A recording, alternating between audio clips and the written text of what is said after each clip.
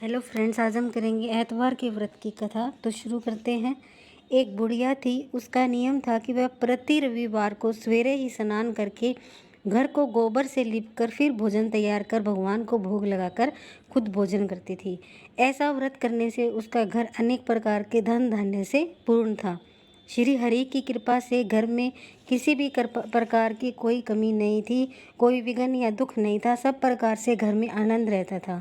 इस तरह कुछ दिन बीत जाने पर उसकी एक पड़ोसन, जिसकी गाय का गोबर वह बुढ़िया रोज लाया करती थी, वह विचार करने लगी कि यह वृद्धा रोज मेरी गाय का गोबर ले जाती है, इसलिए अपनी गाय को घर के भीतर ही बांधने लग गई। बुढ़िया को गोबर न मिलने से रविवार के दिन अपने घर को लीप न सकी, इसलिए उसने न तो भोजन बनाया, न ही भगवान को भोग लगाया तथा स्वयं भी उसने भोजन नहीं किया।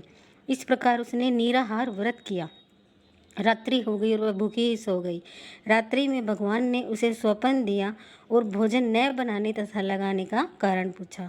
वृद्धा ने गोबर न मिलने का कारण सुनाया। तब भगवान ने कहा, माता, हम तुमको ऐसी गाय देते हैं जिससे सभी इच्छाएं पूर्ण होती हैं, क्योंकि तुम हमेशा रविवार को गाय के गोबर से लीपकर भोजन बनाकर मेरा भोग लगाकर खुद भोजन करती हो, इसलिए मैं खुश होकर तुमको वरदान देता हूँ। निर्धन को धन और बांझ स्त्रियों को पुत्र देकर दुखियों को दुख दूर करता हूँ तथा अंत में मोक्ष देता हूँ। स्वप्न में ऐसा वरदान देकर भगवान तो अंतर्ध्यान हो गए और वृद्धा की आंख खुली तो वह देखती है कि आंगन में एक अति सुंदर गाय और बछड़ा बंधे हुए हैं। वह गाय और बछड़े को देखकर बहुत प्रसन्न हुई और उसको घर के बाहर बांध दिया, वहीं खाने को चारा डाल दिया। जब उसकी पड़ोसन बुढ़िया ने घर के बाहर एक अति सुंदर गाय और बछड़े को देखा तो द्वेष के कारण उसका हृदय जल उठा और उसने देखा कि गाय ने सोने का गोबर किया है। तो वह उस गाय का गोबर ले गई और अपनी गाय का गोबर उसकी जगह पर रख गई। वह रोज ऐसे ही करती रही। बुढ़िया को इस चीज़ की खबर भी नहीं थी। तब सर्वव्यापी ईश्वर ने सोचा कि चालाक पड़ोसन के कर्म से बुढ़िया ठगी जा रही है। ईश्वर ने संध्या के समय अपनी माया से बड़े जोर की आंधी चला दी। बुढ़िया ने आंधी के भय से अपनी गाय को भीतर बांध लिया। प्रातःकाल जब वृद्धा ने देखा कि गाय ने सोने का गोबर दिया है तो उसके आश्चर्य की सीमा न रही। वह प्रतिदिन गऊ को घर के भीतर बांधने लगी। उधर पड़ोसन ने देखा कि बुढ़िया गऊ को घर के भीतर बांधने लगी है, उसका सोने का गोबर उठाने का दाम नहीं चल रहा, तो वह ईर्ष्या और दाह से जल उठी।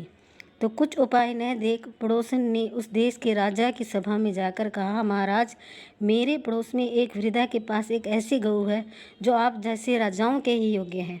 वह नित्य सोने का गोबर देती है। आप उस सोने से प्रजा का पालन करिए।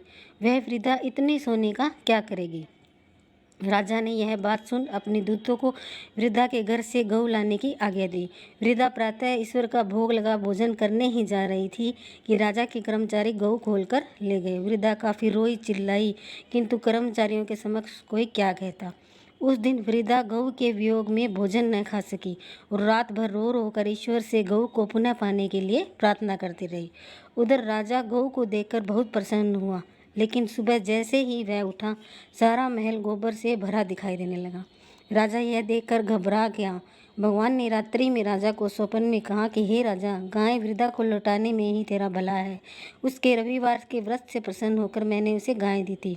राजा ने वृद्धा को बुलाकर सुबह ही बहुत धन धान्य से सम्मानित किया। गऊ बछड़ा लौटा दिया। उसकी पड़ोसन को बुलाकर उचित दंड दिया।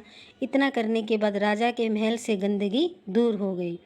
उसी दिन से राजा ने नगरवासियों को आदेश दिया कि राज्य की तथा अपनी समस्त मनोकामनाओं की पूर्ति के लिए रविवार का व्रत रखा करो। व्रत करने से नगर के लोग सुखी जीवन व्यतीत करने लगे। कोई भी बीमारी तथा प्रकृति का प्रकोप उस नगर पर नहीं होता था। सारी प्रजा सुख से रहने लगी। आरती।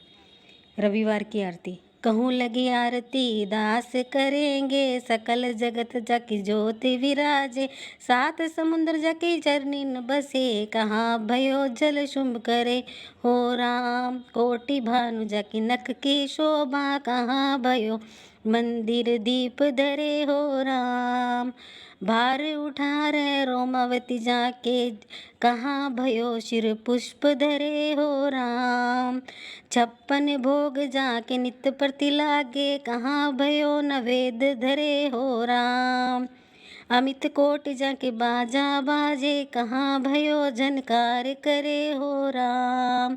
चार वेद जाके मुख की शोभा, कहाँ भयो ब्रह्म वेद पढ़े हो राम।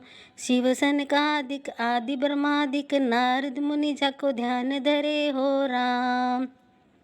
हिमदार जाको पवन जकोरे, कहाँ भयो शिर चंवर डुरे हो राम।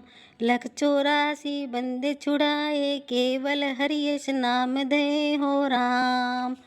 ओम नमः सूर्य देवाय नमः। Please subscribe my channel. Thank you so much.